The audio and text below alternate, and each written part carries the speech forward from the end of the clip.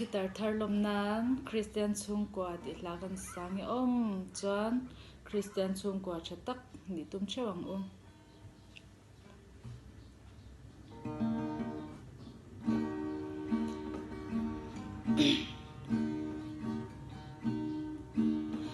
dam chung tôi te a hia hey hi apoi mo ber i suai nei to em in chung qua in đam em mùa na in chân thấy na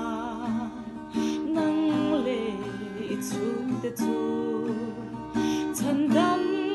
na lòng ngõ suối lu thoại ro Christian chung qua lal pa chen na te chu kum khoi nan hing lo an chuai ve ngai lo lung pui a in sai an hing ve ngai lo cha tuan in an him ren don ani Krista ron pan mai la thil dang angai to lo lim na i zon te chu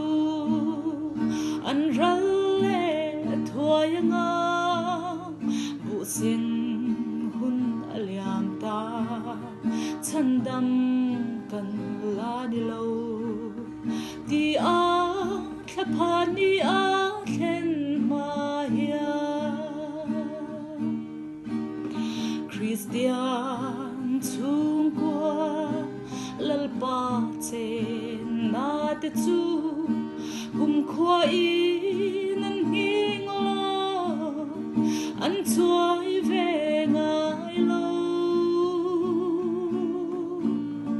lung pui a in sai an hing ve ngai lo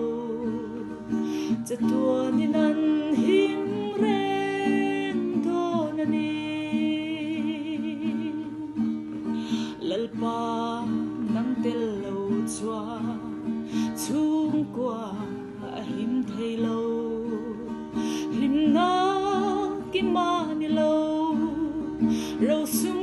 le san na te bel ka chu nang e hi thil dang angai to lo isu in kan ru lo moi la Christian chung qua lal pa chen na te chu kum khoi nan hing lo an chuai ve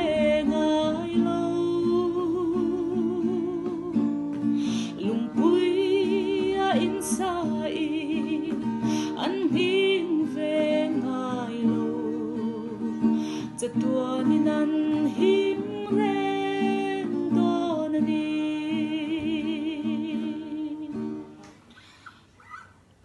lal pa tel na in chung chu cha tuan in an him reng don ani